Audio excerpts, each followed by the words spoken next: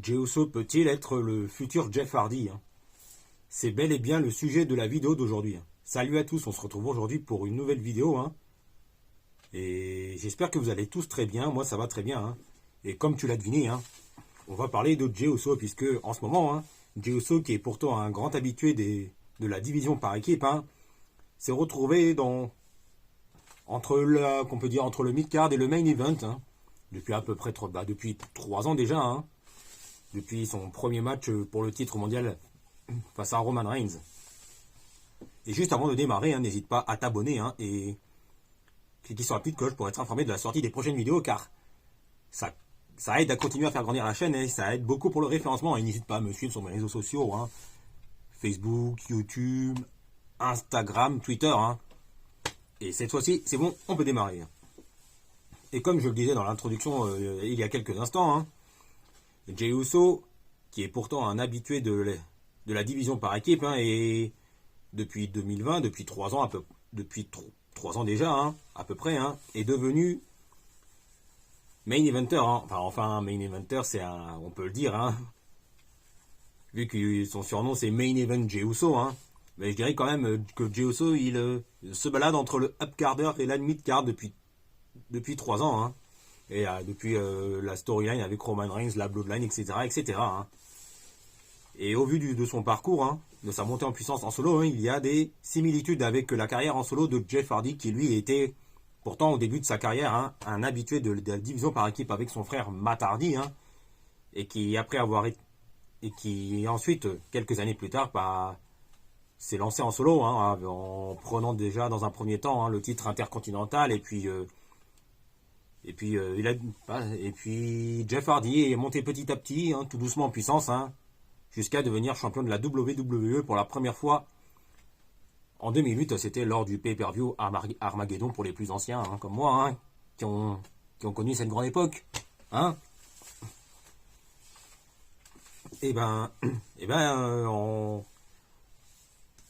quand vous allez me dire, après, mais vous allez me dire, mais qu'est-ce que tu racontes, Jey Uso là, tu dis qu'il y a des similitudes entre Jeff Hardy et Jey Uso, mais Jey Uso n'a pas encore été champion du monde. Oui, c'est vrai, Et au vu de son booking, c'est vrai que le parcours de Jey Uso, le très bon, ressemble à la trajectoire, au parcours de Jeff Hardy,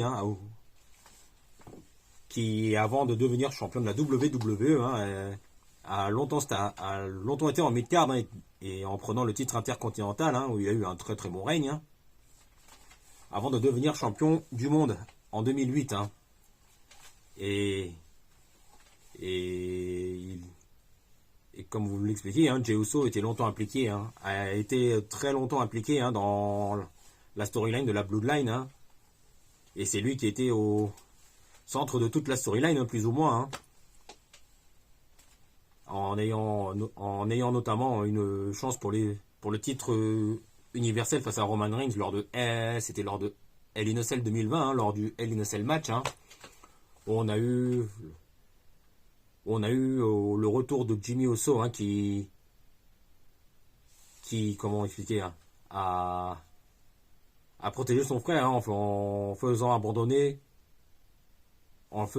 pour lui, enfin je sais pas comment expliquer cette phrase, mais bon, bref, c'est pas grave, Et après, ça a continué, avec Jey Uso Jey et Jimmy Uso, les Uso qui ont été longtemps champions par équipe, jusqu'à WrestleMania 39, il y a encore quelques mois de cela, où ils ont fini par perdre les titres par équipe face à Kevin Owens et Sami Zayn.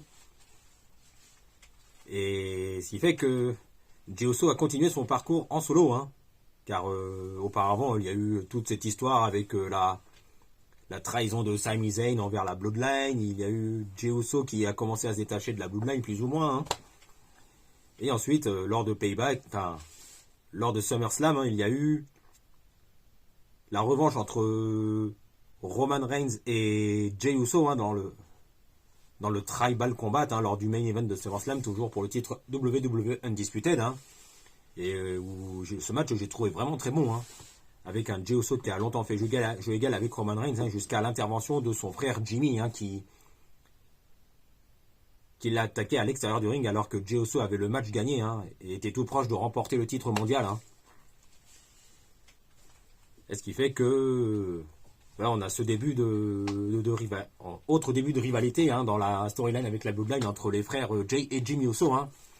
Et justement, hein, cela m'a rappelé le heel turn de Matt Hardy lors du Royal Rumble 2009, hein, lorsque son frère Jeff Hardy hein, défendait son titre WWE face à Edge. Hein, alors que... Et rappelez-vous, enfin moi je me rappelle très bien, hein, Matt Hardy était... On pensait que Matt Hardy était venu dans un premier temps hein, aider son frère Jeff hein, dans ce match qui était, il me semble, sans disqualification. Hein.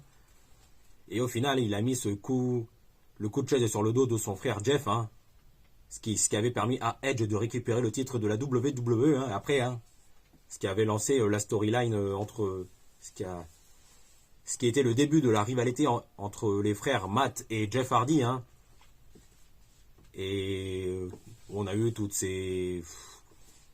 L'histoire avec le... Ouais, hein. Et la rivalité était plutôt pas mal avec notamment le match sans disqualification. Il me semble que c'est ça à WrestleMania 25 entre Matt et Jeff, hein, qui était vraiment, vraiment pas mal. Hein. Et il me semble que c'était Matt Hardy qui avait remporté le match, si j'ai bonne mémoire. Hein.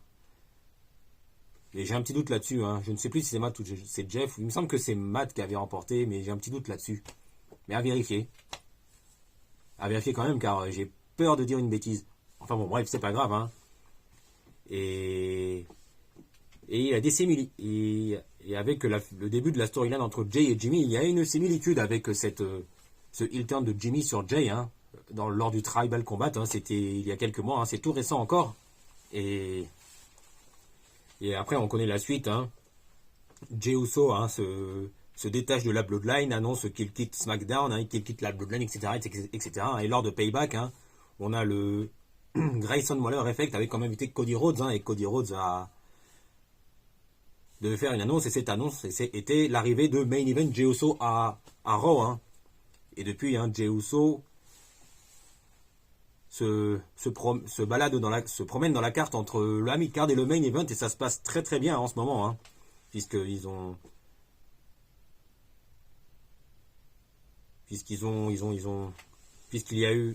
Uso et Cody Rhodes ont remporté les titres par équipe unifiée hein, qui a duré juste quelques semaines hein, jusqu'à ce que le Judgment Day récupère les titres par équipe hein, précisément Damien Priest et Finn Balor hein.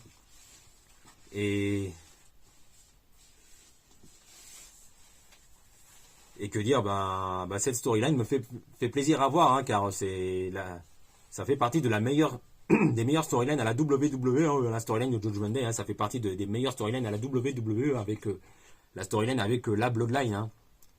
Et on peut le dire, hein, le Judgment Day est clairement le successeur de la Bloodline, hein, en ce qui concerne les storylines. Hein. Et d'ailleurs, j'avais consacré une vidéo il y a quelques semaines, quelques mois de cela. Hein.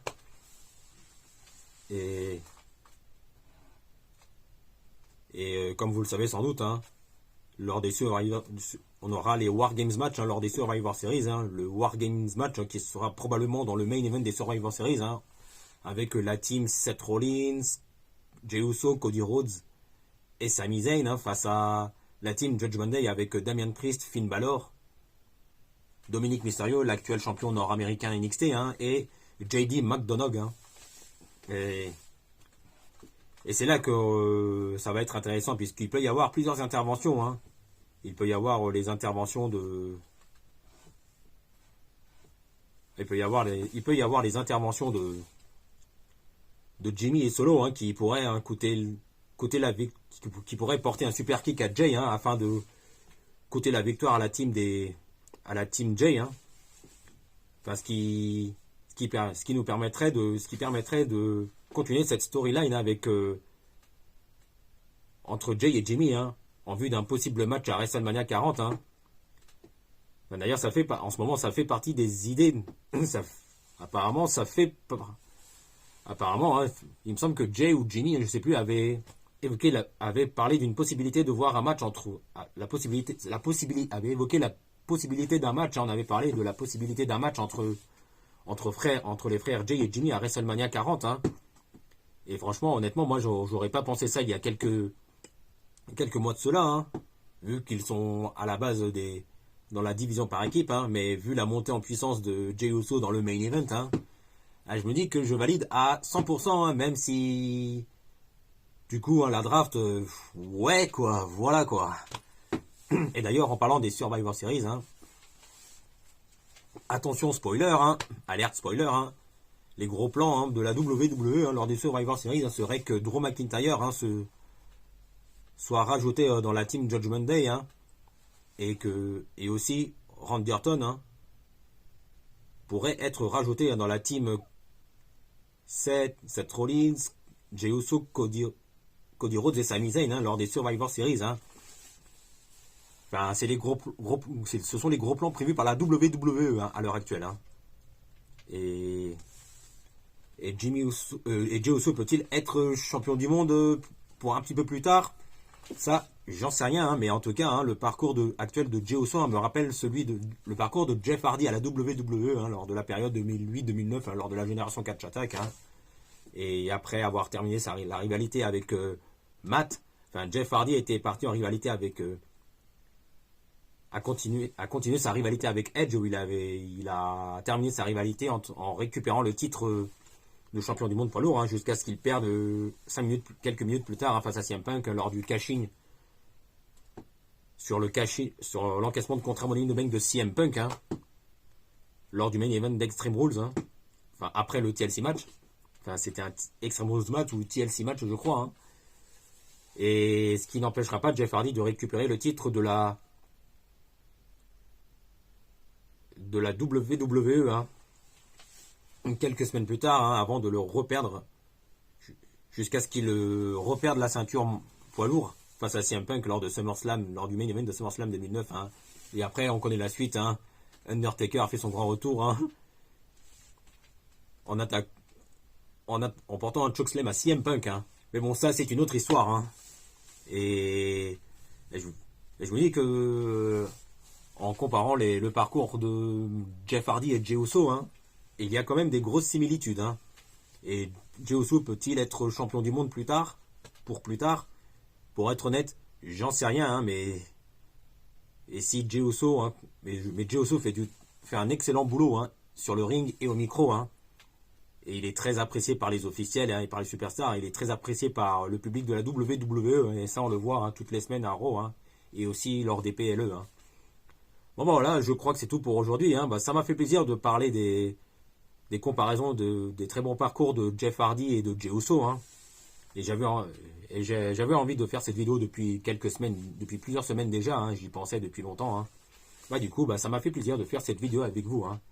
Et c'est tout pour aujourd'hui. Hein. Et n'hésite pas à t'abonner et cliquer sur la petite cloche pour être informé de la sortie des prochaines vidéos, hein, car ça aide beaucoup à continuer à faire grandir la chaîne et ça aide beaucoup pour le référencement. Et aussi, n'hésite pas à t'abonner, hein, à me suivre sur mes réseaux sociaux, hein, Facebook, YouTube, Instagram, Twitter. Hein. Voilà. Hein. Et je crois que c'est tout pour aujourd'hui, hein, et on se retrouve très vite pour parler de football et de catch. Et d'ailleurs, en parlant de football, hein, je pense, la prochaine vidéo sera sur une légende du football marocain, hein, Nourdine Naïbet, hein, qui a marqué l'histoire du football marocain, hein, avec l'équipe nationale du Maroc et aussi en club avec le FC Nantes et le Deportivo La Corogne. Bon, ça sera la prochaine vidéo football et ce sera à la fin de la semaine. Et Nourdine Naïbet reste à ce jour, et Nourdine Naïbet, hein, reste justement, hein, le seul joueur marocain à avoir atteint les 100 sélections avec l'équipe du Maroc. Mais bon, ça, c'est une autre histoire et c'est le sujet de la prochaine vidéo, hein, concernant pour ce qui est du football. Hein. Et n'oubliez pas, on se retrouve très vite pour parler de football et de catch.